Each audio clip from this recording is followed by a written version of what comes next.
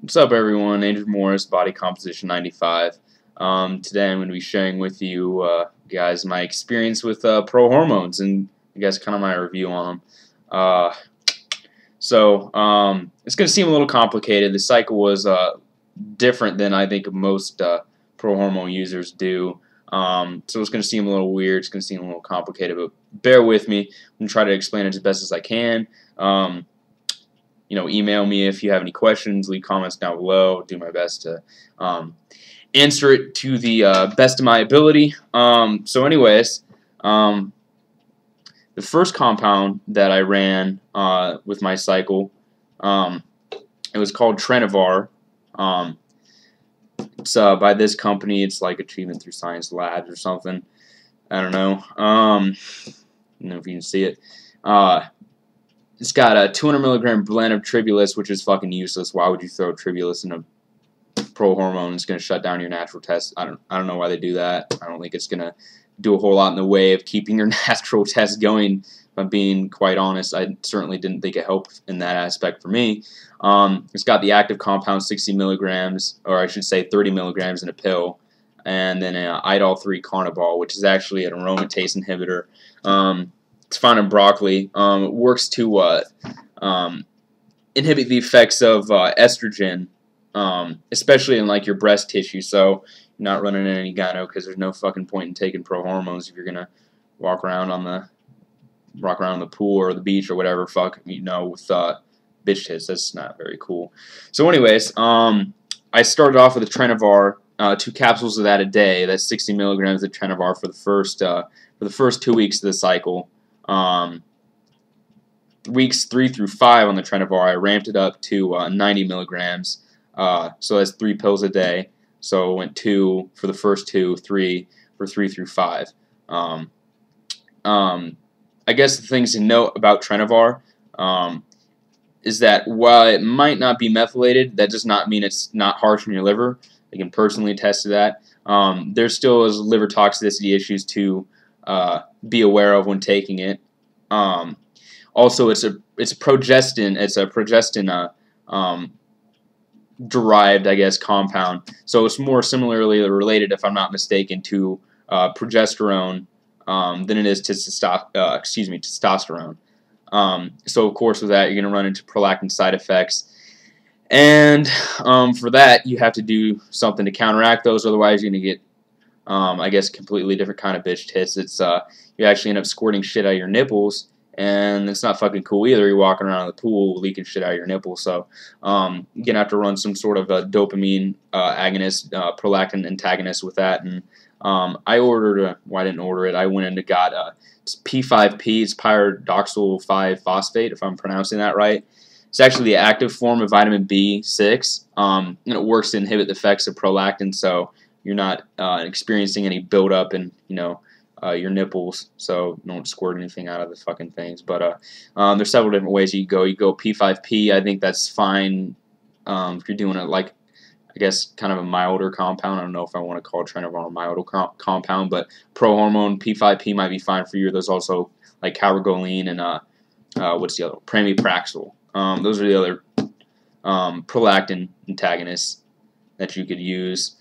Trenivar is actually different from a lot of different compounds like DMZ, which I'm going to get into, because it's an actual prohormone, so that means it's not an actual steroid. It has to go through certain enzymatic processes in your body before it can turn into an active, steroid, essentially. So I guess the shutdown isn't quite, suppression of your natural testosterone isn't quite as bad, but it still obviously is bad. So you need a PCT with it like anything else. And pretty much sums it up for the Trenivar. So then the second week, starting in the second week of the cycle, so I ran this called DMZ, which is an actual designer steroid. I ran this in adjunct with the Trenivar. Starting on week 2, I started at 30 milligrams a day.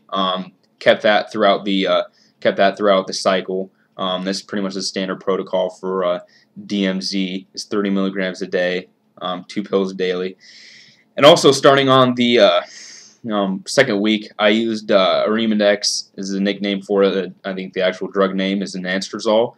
I did that 0.5 milligrams every other day. Excuse me, every other day, because it has a really long half-life, so it's going to stay in your system and do the job of inhibiting the aromatase enzyme like it should for longer than some, say, other aromatase inhibitors might. So yeah, I did I started off with the Arimidex, 0.5 milligrams every other day, and I ramped it up to 1 milligram as needed, because I felt like I was retaining a little water. I could tell my sex drive wasn't where it should have been. So you know, obviously my first reaction was, okay, the culprit's probably estrogen, and ramped up to 1 milligram every other day. Seemed to kind of keep those at bay mostly. Yeah, so I ran the Arimidex with it. My purpose in choosing the Arimidex Nansozole was because it's not as harsh on your estrogen levels as, like, let's say, letrozole. Like, letrozole, I've heard zaps pretty much 95 of the estrogen, like, percent of the estrogen levels in your body, and that's too much. That's you're asking for a fucking lot of joint pain and decreased sex drive, as well as a lot of other wide array of side effects, I guess, when you drive your estrogen levels into the ground like that. So it is good to have a little bit of estrogen, you know, to keep it within a normal range. Now, DMZ doesn't aromatize, at least as far as I can tell from what I've looked into about it. However, that's not to say that you're not going to run into estrogen-related side effects. I know I've seen a lot of other people's testimonies to it saying, yeah, they fucking got sensitive nipples, fucking got water retention, all that kind of stuff. So yeah, that's not to say that it doesn't. Your estrogen levels are gonna, you know, your body's gonna attempt to raise your estrogen levels, regardless. Just, I mean, obviously you're giving yourself synthetic testosterone at a much higher dose than you'd be producing naturally. So in an attempt to balance that, your body's going to raise your estrogen levels. So you need something on hand to, you know, use in case you have any, you know, estrogen-related side effects. So that was my purpose in using the Arimidex. DMZ is methylated, actually, so it's pretty liver toxic, and I can attest to that. Felt pretty lethargic on it, not gonna lie. You know, I woke up a lot of mornings, kind of had amber-colored piss. So there's that to keep in mind. Even though I try to make an effort to do the best I could to stop it. Anyways, so I ran the DMZ. I ran it with the 3 weeks with the Trenovar, and I ran the DMZ weeks 2 through 6 of the cycle. So I kind of did a long cycle, longer than most pro-hormone cycles call for. So anyways, now I'm going to get into the third pro-hormone. Well, I can't say pro-hormone. I shouldn't say pro-hormone. It's actually a designer steroid also. It's called Epistane, and this seems to be a really popular one with a lot of people, and I guess rightfully so. I like Epistane. I think it's a really good product. I guess.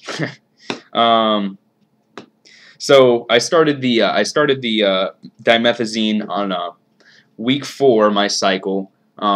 So essentially, at one point, I was running, you know, Trenovar 90 milligrams, DMZ 30 milligrams, and the Epistane. I started off at what is it, milligrams, 36 milligrams a day. So I was doing 3 compounds at once, which is in hindsight probably pretty stupid, but I was only doing that for a week. So I ran the Epistane weeks 4 through 8 on the cycle. Started at 30 milligrams a day for the first 2 weeks of it, and then I ramped it up to 45 milligrams the weeks 6 through 8 of the cycle. Okay, and the thing to note about Epistane is that it's also methylated, so the liver toxicity, again, while not as bad as dimethazine, I think, DMZ 15, it's not as bad. It still you know, causes liver toxicity. You're gonna feel kind of crappy. You're not gonna be pissing normally, normal colors, I guess. And a thing to note about Epistain, another thing, is that is actually developed. It was actually developed as a aromatase inhibitor originally, but they took the I guess the structure of it and made it steroidal in nature and turned it into this designer steroid. So that's how Epistain came about, at least from what I've heard about it, what I've looked into. Yeah, but Epistain is actually, I mean, you're not going to get huge gains off of it. But it is really good in the aspect of helping you lean out and dry down. Again, just because it drives your estrogen levels way down, because it does have that estrogen suppression aspect to it. So yeah, when I was on the when I started on the Epistain, the week 4, I tapered down from the Arimidex. I went 0.5 milligram, milligram. Going from a milligram every other day, and I tapered down my way to 0.5 milligrams and eventually to 0.25 milligrams, just because Epistain here is going to already drive your estrogen levels into the ground, and it's already going to do the job of inhibiting the effects of it. So that's kind of a basic overview of what I did as far as my Prohormones designer steroids. What I did for the cycle. So I guess I'll get into on-cycle support, what I did for that.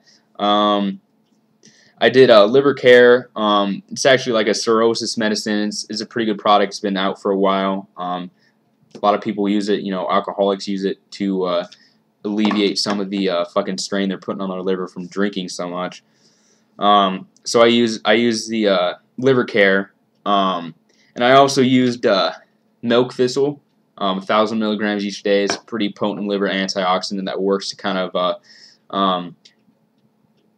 clear your liver and reduce a lot of the strain that you're putting on it from, you know, obviously being on methylated oral steroids.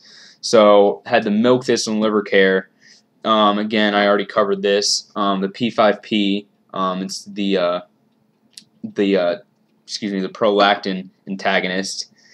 Anansazole, I can't find the bottle of it, but I had that. I purchased some of that from a research chemical website.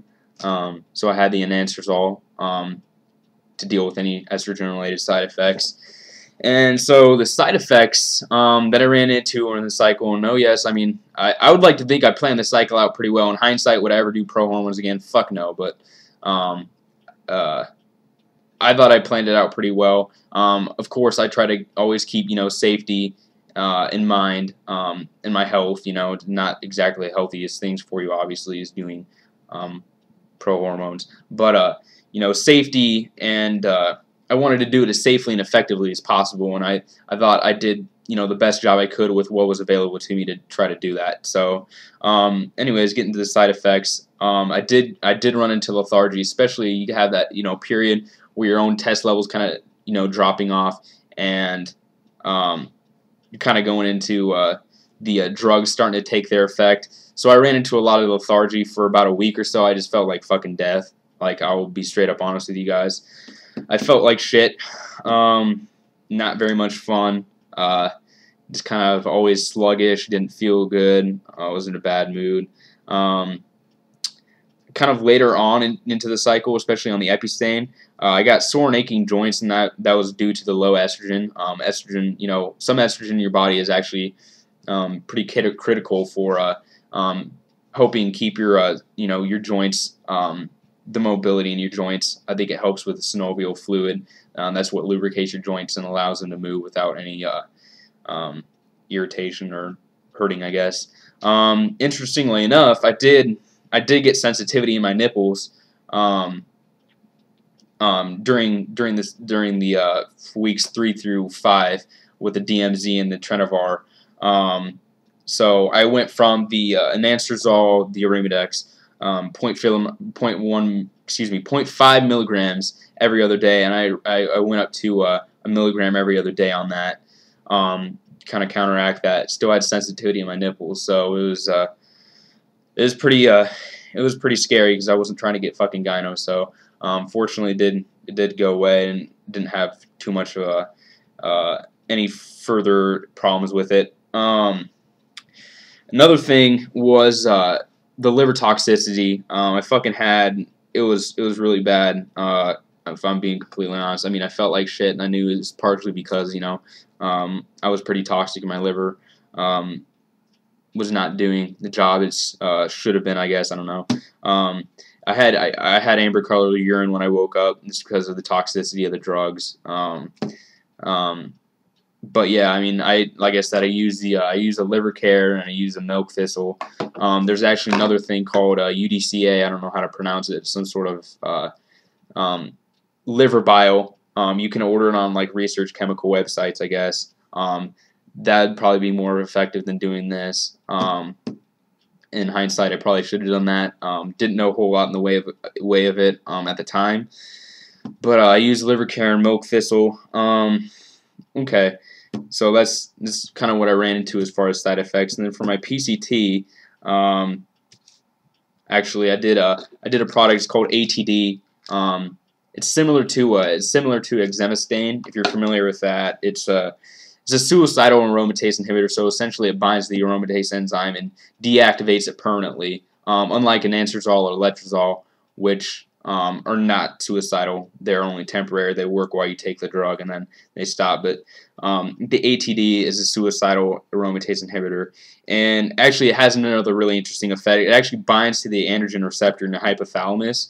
So of course, when you're binding to the androgen receptors in your hypothalamus can't pick up on your own test levels in your bloodstream. So in turn, it kickstarts the production of gonad-releasing hormone, and your pituitary in turn starts releasing luteinizing hormone, and that's how the whole testosterone production. That's the hypothalamic pituitary testicular axis essentially.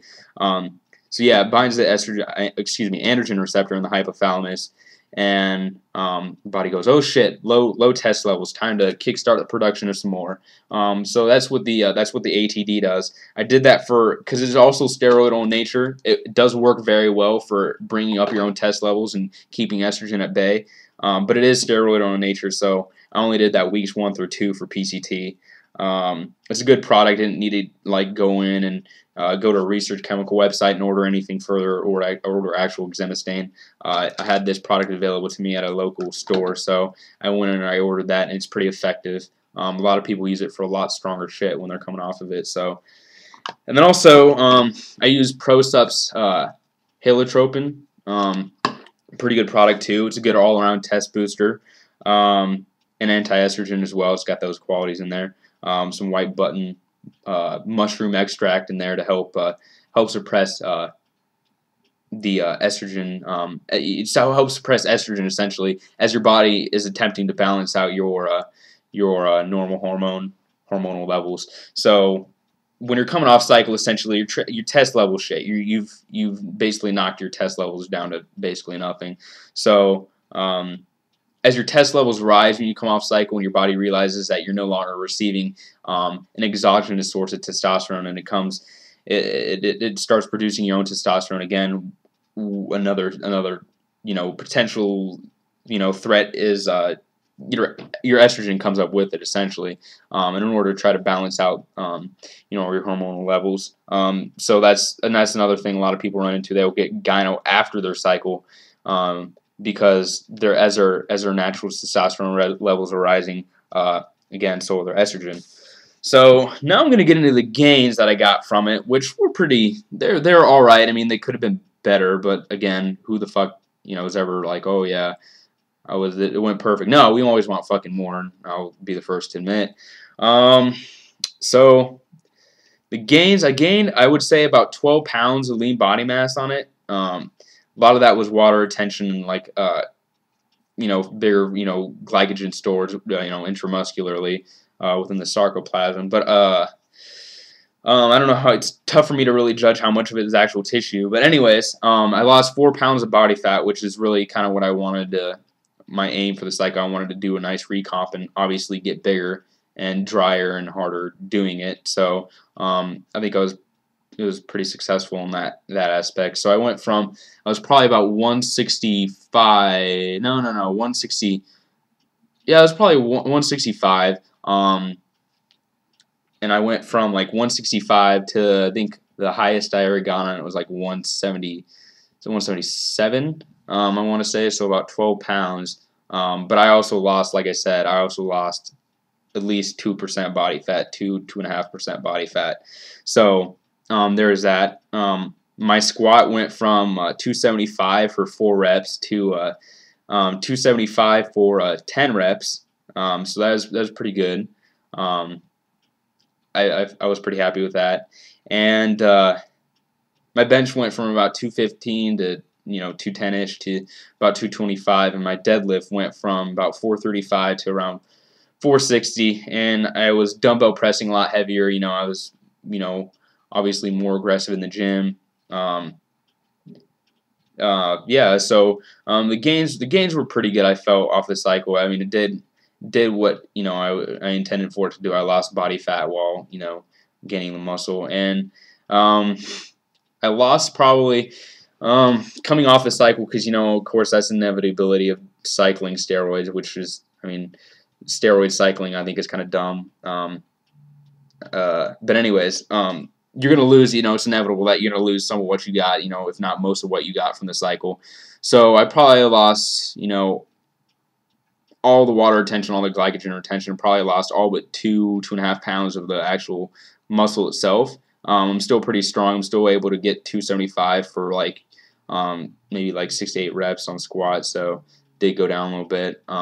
Bench went down to maybe 215, 220, and deadlift's probably back at probably about 440, 450-ish. So I did lose some of the gains that I made on cycle, but again, that's inevitability. So yeah, that's kind of an overview of it. I'll try to post some pictures up, see if I can show you guys what it all did for me, and as far as the way of gains, some actual pictures of it. So I'll post those up at the end. I'm actually going in to get blood work done tomorrow. So my cycle ended almost 2 months ago, so I kind of want to give my body time to readjust itself, and then going in and see where all my levels are at. So I'm going in to get blood work done tomorrow. But yeah, I apologize about the length of the video. It kind of a lot to cover for the video, but yeah, pretty complicated cycle. Like I said, I try not to go into too much detail because I try to keep it as short as possible, and didn't really work out so well. But yeah, apologize for the length of the video. Please email me with any questions you might have about the cycle, or if you want to share your experience with Prohormones, go ahead and do that. You can email me almorris@gmail.com, and then leave questions or comments down below. I guess my takeaway from this whole Prohormone thing, I was really obviously I wanted to look better for the summer, but I guess I was more curious than anything. I didn't really have actual steroids available to me at the time. But in hindsight, would I ever do Prohormones again? Absolutely not. If I was going to do it, which I probably might someday, I probably will someday. When I start actually a big competitive career, just go with real shit. Just go with real steroids. Less side effects, more effective. If you really don't have them available to you, try to try to plan out your Prohormones and know what the fuck you're doing. Try to cover every aspect of any side effect that you could run into, because you can fuck yourself up on them. That's the reality of it. So be careful with them. They're not something to mess with. Really, they're steroids. So yeah, my takeaway from it is that if you're looking to do something and you have real shit available to you, just go with the real shit.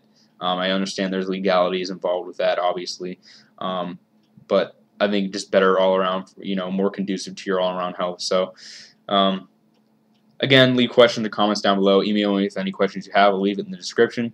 And thank you for watching.